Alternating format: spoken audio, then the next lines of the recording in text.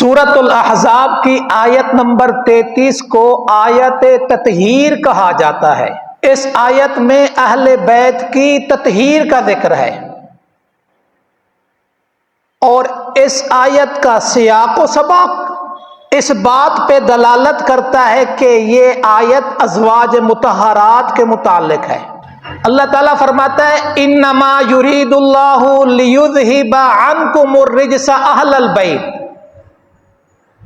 بے شک اللہ تعالی چاہتا ہے کہ تم سے ناپاکی کو دور کر کے تمہیں اچھی طرح پاک فرما دے۔ یہ رکوع تقریباً 7 آیات پر مشتمل ہے۔ اس کا شان نزول کچھ اس طرح ہے کہ جب فتوحات ہونے لگی تو صحابہ اکرام اور صحابیات، صحابہ کی عورتیں اس فتوحات سے فائدہ اٹھاتے ہوئے کھانے پینے میں، رہن سہن میں انہوں نے تبدیلی کی، اچھے کھانے، اچھے لباس شروع کیے۔ تو ازواج مطہرات رضی اللہ تعالی عنہن نے نبی صلی اللہ علیہ وسلم سے مطالبہ کر دیا، اور نبی صلی اللہ علیہ وسلم کی اپنی زندگی زاہدانہ تھی۔ آقا صلی اللہ علیہ وسلم اپنے لیے بھی اسی کو پسند کرتے تھے، اپنے گھر والوں کے لیے بھی اسی کو پسند کرتے تھے۔ جب ازواج مطہرات نے مطالبہ کیا کہ ہمارے وظیفے میں، ہمارے نان نفقے میں بھی اضافہ کیا جائے، تو رسول اللہ صلی اللہ علیہ وسلم اس سے ناراض ہوئے اور 1 مہینے تک ناراض رہے۔ ازواج مطہرات بڑی پریشان کہ رسول خدا صلی اللہ علیہ وسلم ناراض ہو گئے۔ جب 1 مہینہ ہوا تو اللہ تعالیٰ نے فرمایا کہ آپ نے جو کرنا تھا کر دیا ہے، اب میرا فیصلہ سنیے، اور فرمایا یا ایھا النبی قل لازواجک ان کنتن تردن الحیات الدنیا۔ یہ اللہ کا فیصلہ آ گیا، اے نبی اپنی گھر والیوں کو کہہ دو۔ نبی صلی اللہ علیہ وسلم سب سے پہلے حضرت عائشہ صدیقہ رضی اللہ تعالی عنہا کے پاس آئے اور کہا میں ایک بات کرنے لگا ہوں، جلدی جواب نہ دینا، اس بارے میں اپنے والدین سے پوچھ لینا۔ ان کنتن تردن الحیات الدنیا وزینتہا، اگر تم دنیا کی زیب و زینت چاہتی ہو، فتعالینا امتعکن واسرحکن سراحا جمیلا، تو آؤ میں دنیا کا کچھ فائدہ پہنچا دیتا ہوں اور تمہیں اچھے طریقے سے رخصت کر دیتا ہوں۔ وَإِن كُنَّ تُرِدْنَ اللَّهَ وَرَسُولَهُ وَالدَّارَ الْآخِرَةَ، اور اگر اللہ اور اس کے رسول کی رضا چاہتی ہو اور آخرت کا گھر چاہتی ہو تو پھر تمہارے لیے بہت بڑا اجر ہے۔ حضرت عائشہ صدیقہ رضی اللہ تعالی عنہا نے کہا یا رسول اللہ، اس بارے میں ماں باپ سے مشورہ کروں؟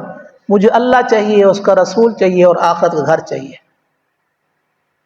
اب اس رکوع کی پہلی آیت سے اللہ تبارک و تعالی نے فرمایا کل ازواجک، پھر آگے پورا رکوع ازواج مطہرات کا تذکرہ آ رہا ہے، اور پھر جو آیت نمبر آپ نے 33 سنی ہے ابھی، انما یرید اللہ لیذہب عنکم الرجس اہل البیت ویطہرکم تطہیرا، اس کے بھی ازواج مطہرات مراد ہے۔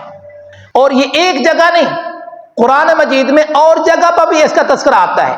جب حضرت موسیٰ علیہ السلام شعیب علیہ السلام کی خدمت کے 10 سال پورے کر لیے، اپنی اہلیہ کو ساتھ لے کے آ رہے ہیں، رات کا وقت ہو گیا، سردی رات تھی، حضرت موسیٰ علیہ السلام نے فرمایا اپنی گھر والی کو، قرآن کہتا ہے قالا لأہلہ امکثوا انی آنست نارا، ادھر بھی اہل کا لفظ انہوں نے کس کے لیے استعمال کیا؟ اپنی بیوی کے لیے۔ سورۃ ہود میں حضرت ابراہیم علیہ السلام کا تذکرہ آتا ہے۔ حضرت ابراہیم علیہ السلام کے پاس فرشتے آئے، ابراہیم علیہ السلام نے ان کے لیے میزبانی فرمائی، کھانا تیار کیا، کھانا پیش کیا۔ ابراہیم علیہ السلام کھانا آگے کرتے ہیں، وہ ہاتھ پیچھے کرتے ہیں۔ مختصر قصہ، وہ ڈر گئے، گھبرا گئے۔ فرشتوں نے کہا لا تخف، ڈرنے کی ضرورت نہیں ہے، ہم فرشتے ہیں۔ فبشرناہ باسحاق، ہم تجھے بیٹے اسحاق علیہ السلام کی خوشخبری دینے کے لیے آئے ہیں۔ ومن وراء اسحاق یعقوب، اور پوتے یعقوب علیہ السلام کی بشارت سناتے ہیں۔ تو حضرت سارہ رضی اللہ تعالی عنہا سن رہی تھی۔ قالت یا ویلتا اعلد وانا عجوز وہذا بالی شیخا، کہنے لگی کیا اب میں بچہ جنوں گی؟ میں تو بوڑھی ہو چکی ہوں، بانجھ ہوں۔ وہذا بالی شیخا، اور میرا شوہر بھی بوڑھا ہے۔ تو فرشتوں نے کیا کہا؟ قالوا اتعجبین من امر اللہ، تو فرشتوں نے کہا کیا تم اللہ کے حکم پر تعجب کرتی ہو؟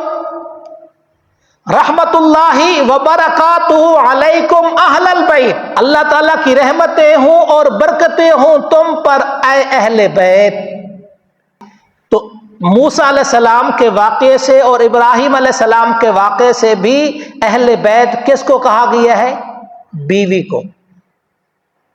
اور خود رسول اللہ صلی اللہ علیہ وسلم نے بھی اس طرح کا لفظ اپنے ارشاد میں فرمایا ہے، صحیح بخاری میں ہے۔ آقا صلی اللہ علیہ وسلم حضرت زینب کے ولیمے سے فارغ ہو کر صبح جب سب سے پہلے عائشہ رضی اللہ تعالی عنہا کے گھر گئے تو آقا صلی اللہ علیہ وسلم نے فرمایا السلام علیکم اہل البیت ورحمت اللہ وبرکاتہ۔ تو آقا صلی اللہ علیہ وسلم نے اہل بیت کس کو کہا ہے؟ اپنی بیوی کو۔ تو اسی طرح اس صبح جن جن ازواج کے پاس گئے، جن سب کو یہی کہا السلام علیکم اہل البیت ورحمت اللہ وبرکاتہ۔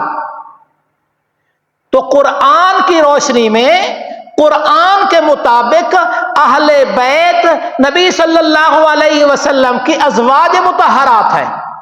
اب حدیث کی روشنی میں بھی اہل بیت کا تذکرہ آتا ہے، تو وہ انشاءاللہ زندگی رہی تو وہ اگلے درس میں کہ حدیث کی روح میں اہل بیت کس کو کہا گیا ہے۔